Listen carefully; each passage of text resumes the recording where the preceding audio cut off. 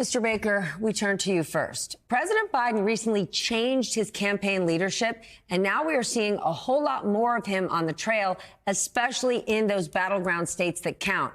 Has his campaign done a strategic shift, or is it we're now in 2024 and it's just game on? But we are in 2024, and it is game on, obviously. You're right. He's been in Pennsylvania, Michigan, South Carolina repeatedly. That's, of course, the site of the first Democratic primary. Not that he's got anything to worry about too much there, but he wants to show that he's paying attention to that. And that what you're seeing, I think, is more of these pictures that you're showing now. They want to get him from outside behind the podium, right? Behind the podium is very presidential, but it may not play, they think, to his strongest campaign self. That Biden has historically been a retail politician with a real, EQ when it comes to voters, and he'll be better off if he's kind of mingling in groups like you're showing him here today in Michigan. So you see a lot more of that, I think, in the weeks and months to come. Fewer of the podium speeches, although of course those will still be important as they try to reconnect with the voting public in this election year. Amanda, I am so glad you're here because I need this one explained.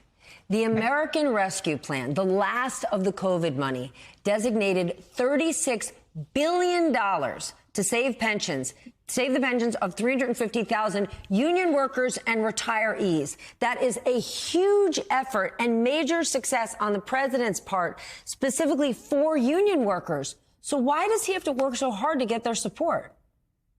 Well, I don't think that voters typically want to give politicians credit for delivering things that they're owed. It is an achievement. Biden should take some credit, but that's kind of like saying, well, I was supposed to get that. So why should I have to give you extra credit for delivering what was already owed to me? But listen, what Biden is dealing with right now are traditional issues that a president deals with: economy, securing the base. And that's why he's in Michigan right now. He's tending to this stuff early so that when it comes to the general election time, he can reach out and build the coalition that he needs to win. And what I think that people don't give Biden credit for is that Donald Trump, throws a lot of crazy into the mix. And it really hasn't worked against Joe Biden. People are always asking, well, how do you run against Trump?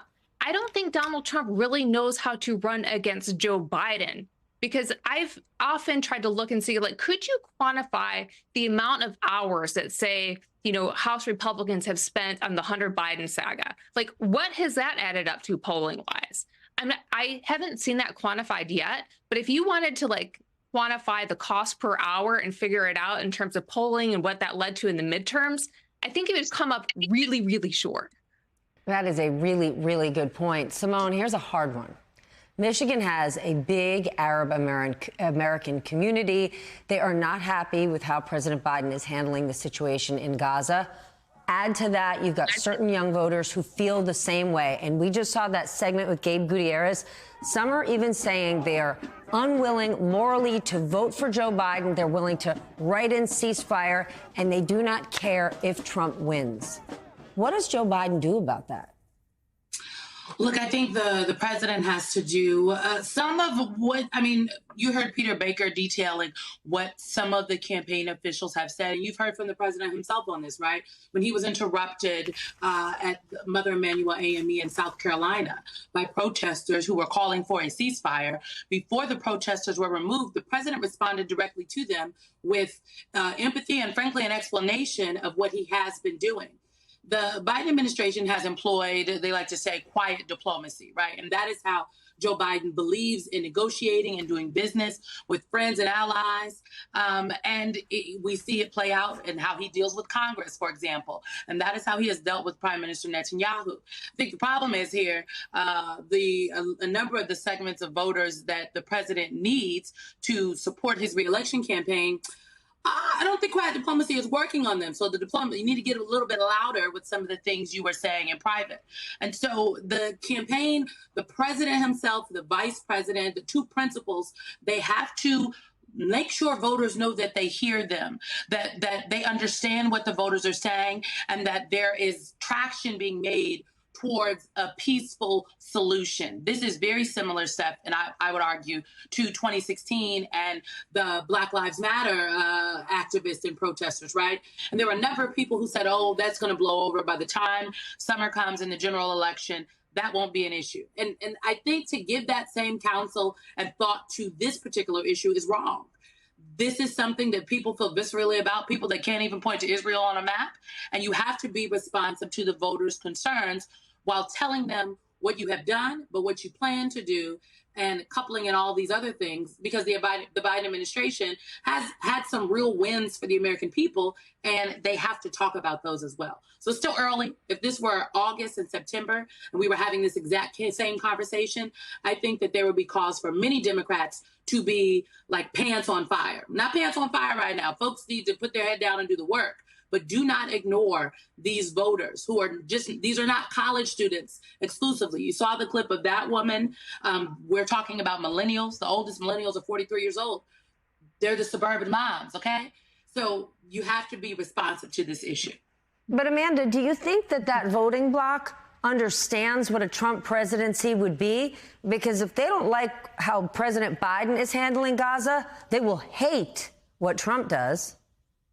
Well, this is why we have to get to the argument of what the general election will be and why I think Biden is smart to be taking care of this early, because, I think the biggest enemy for Biden in this election is fatigue. You have an electorate that maybe doesn't like the choices. A lot of people are tired of Trump. I mean, you have to remember, this is the third straight election where Donald Trump has been on the ballot. We've been dealing with this for almost 10 years.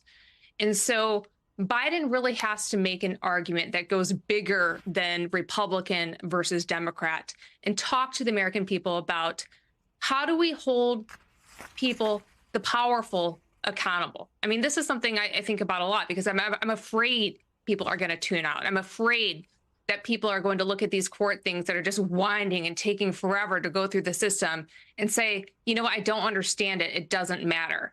Joe Biden has to articulate why it does matter and say, even if we don't know what the courts are going to decide, but do you think this kind of behavior is acceptable? Is this what we aspire to, whether you're Republican, Democrat, whatever, to be as Americans? And so I hope that's where he can take this discussion, in the general election on that broader level, because we got to break out of this tribal system. And this, I'm crossing my fingers. Maybe, just maybe, this is the election to do it.